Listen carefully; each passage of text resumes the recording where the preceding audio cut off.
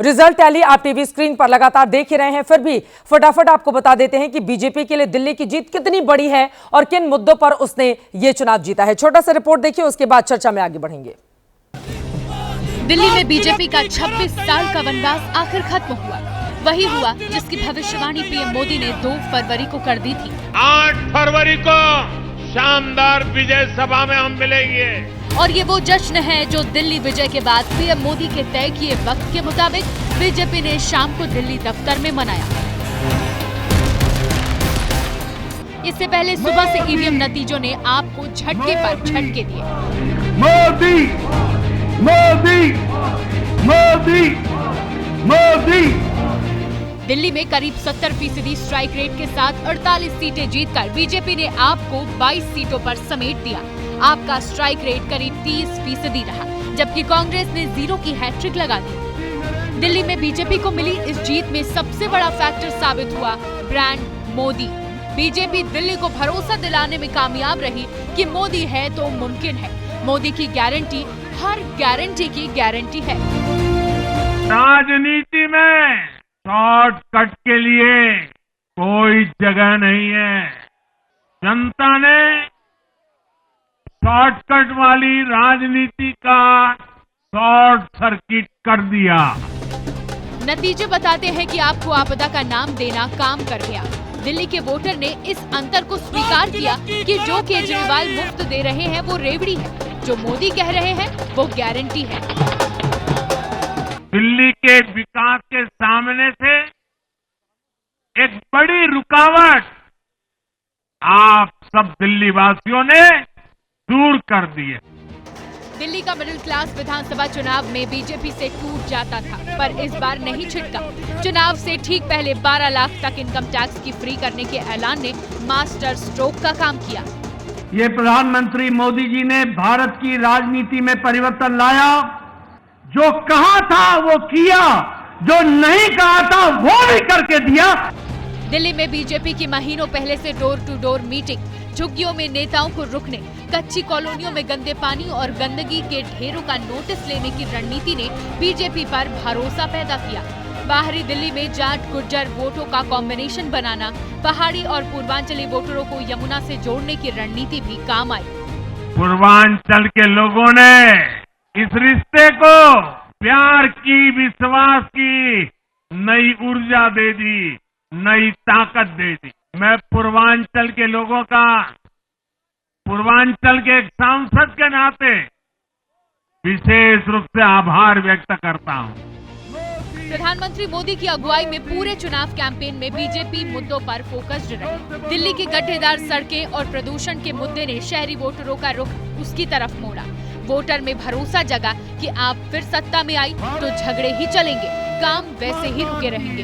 इन लोगों ने मेट्रो का काम आगे बढ़ाने से रोका। इन आपदा वालों ने झुग्गी वालों को घर देने से रोका। दिल्ली में बीजेपी के तमाम वादों ने केजरीवाल के खिलाफ तड़के का काम किया। कथित शराब घोटाले और शीश महल ने केजरीवाल इन्हीं को लेकर ज्यादा निशाने पर रहे। जवाब देने में नाकाम रहे कि वो तो राजनीति बदलने आए थे, फिर खुद कैसे बदल गए। आपको बताते चले, प्रधानमंत्री नरेंद्र मोदी के नेतृत्व में कई ऐसे राज्य हैं जहां पर पहली बार भारतीय जनता पार्टी ने जीत हासिल की, तो कई ऐसे राज्य रहे जहां पर कई सालों से उसका सूखा पड़ा था। लेकिन मोदी हैं तो मुमकिन है बीजेपी के लिए, और दिल्ली में भी 26 सालों का जो सूखा था वो खत्म हुआ। वनवास से लौट आई है बीजेपी, सरकार बनाने जा रही है। कौन बनेगा मुख्यमंत्री, यह बड़ा सवाल कायम है। सुधांशु त्रिवेदी जी, एक बार फिर से आपके पास आते हुए, अब प्रधानमंत्री ने अपने भाषण में यह कहा कि सीएजी रिपोर्ट पहले ही विधानसभा सत्र में पेश किया जाएगा। जिसने घोटाला किया है या लूटा है उसको लौटाना होगा। अब विपक्षी दलों की ओर से सवाल पूछा जाएगा कि कहीं ऐसा तो नहीं कि बदले की राजनीति बीजेपी करना चाहती है। इस पर क्या होगा आपका जवाब? और दूसरा सवाल इसी से जुड़ा हुआ जिसका आप जवाब दें, यमुना जी को साफ करने का क्या है road map Bharatiya Janata party के पास? देखिए, यमुना जी की सफाई के संदर्भ में माननीय प्रधानमंत्री जी ने आज भाजपा कार्यालय पे कहा कि ये बड़ा काम है, कठिन काम है, मगर हम करके दिखाएंगे। और कठिन कामों को धरातल पर उतार कर दिखाना मोदी जी की क्षमता रही है, जिसे देश ने पिछले 22-23 सालों में देखा है, गुजरात से लेके यहां तक। तो इस बारे में पूरी तरह आश्वस्त रहना चाहिए। मोदी जी ने वो काम करके दिखाए हैं जो लोगों ने नहीं सोचे थे, और वो काम करके दिखाए हैं जिनके बारे में लोग ये कहते थे जिंदगी में नहीं हो पाएंगे। वो पुरानी बातें मैं नहीं दोहराना चाहता, धारा 370 35 से, राम मंदिर से लेकर भारत को डिजिटल इकोनॉमी बनाना। जो लोग कहते थे कि भारत तो इतना कम पढ़ा लिखा लोगों वाला देश है, कैसे होगा, आज डिजिटल ट्रांजैक्शन में नंबर 1 है। सोलर एनर्जी का इंडिया लीडर बनेगा, इंटरनेशनल सोलर एलायंस का सेंटर बनेगा। खैर ऐसे बहुत से काम है, मगर मैं जो आज कहना चाहता हूं, आज का एक बड़ा राजनीतिक संदेश भी है चित्रा जी। 6 महीने पहले जिन लोगों को ये दिल्ली में को नशे में डुबोने के बाद जो नशा चढ़ गया था इंडी गठबंधन के दिमाग के ऊपर, नशा शराब का भी होता है, दौलत का होता है, सत्ता का होता है, मगर 99 का नशा पहली बार देखा था देश ने कि अगर हमारी तीसरी बार सरकार बन गई फिर भी हम 240 अकेले भाजपा नहीं पहुंची, यद्यपि एनडीए को कंफर्टेबल मेजॉरिटी मिली।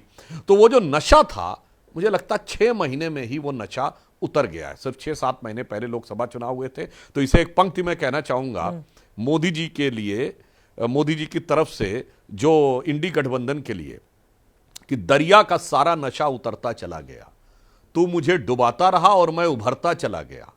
और अब मैं कहना चाहूंगा इंडी गठबंधन और आम आदमी पार्टी के लिए आगे की लाइन है कि वो पैरवी तो झूठ की करता चला गया, बस उसका चेहरा उतरता चला गया।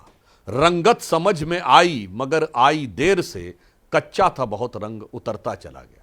थोड़ा वक्त लगा लोगों को उनकी रंगत समझने पे, मगर मुझे लगता है कि अब उनके चेहरे का मुखौटा और इंडी गठबंधन की जो स्थिति है जी, वो तो अब ऐसी हो गई है कि जो 1979 में जब जनता पार्टी का गठबंधन टूटा था, तो अटल जी ने दुखी होकर एक बात लिखी, सबसे बड़े घटक थे हम, मगर आपसी लड़ाई जनता परिवार में इतनी हो गई थी कि सब टूट गए थे। तो वो पंक्ति आज के लिए इंडी गठबंधन पे बहुत सही आती है। उन्होंने लिखा था, गीत नहीं गाता हूं, तो उसकी 2 लाइनें थी, बेनकाब चेहरे हैं, दाग बड़े गहरे हैं, टूटता तिलिस्म, आज सच से भय खाता हूं, गीत नहीं गाता हूं, गीत नहीं गाता हूं। तो इंडी गठबंधन का बिल्कुल यही है, तिलिस्म टूट रहा है, चेहरे बेनकाब हो रहे हैं और सच का सामना करने से वो घबरा रहे हैं। ठीक है, ऋतुराज झा जी के पास मैं जाती हूँ, लेकिन उस सवाल का जवाब आप दीजिएगा। सीएजी की रिपोर्ट जब पेश की जाएगी तो क्या ये बदले की राजनीति नहीं की जाएगी, क्योंकि तुरंत पहले ही विधानसभा में इसको लेकर अभी से ऐलान कर दिया गया। आप इस पर जवाब दे दें, फिर ऋतुराज जी के पास मैं जाती हूँ। बोलिए सुधांशु जी। बस एक लाइन देखिए, सीएजी की रिपोर्ट एक ऑब्जेक्टिव रिपोर्ट होती है जो एक इंडिपेंडेंट एजेंसी के द्वारा ऑडिट किया गया होता है, और ये अकाउंट का विषय होता है। इसमें किसी भी प्रकार का कोई राजनीतिक एंगल नहीं लिया जा सकता। एक नहीं, अनेक बार अनेक केंद्रीय सरकारों, राज्य सरकारों के विरुद्ध सीएजी की रिपोर्ट आई है, पर सीएजी रिपोर्ट को छुपाना राजनीति है। सीएजी रिपोर्ट को नियमानुसार संविधान की रक्षा करने का दावा करने वाले लोग, जो संवैधानिक आवश्यकता थी वो पूरा नहीं कर रहे थे। इसमें कोई बदले की भावना नहीं है, सिर्फ सीएजी की रिपोर्ट टेबल होनी चाहिए। यह संवैधानिक अपरिहार्यता है, इसे पूरा करने की बात प्रधानमंत्री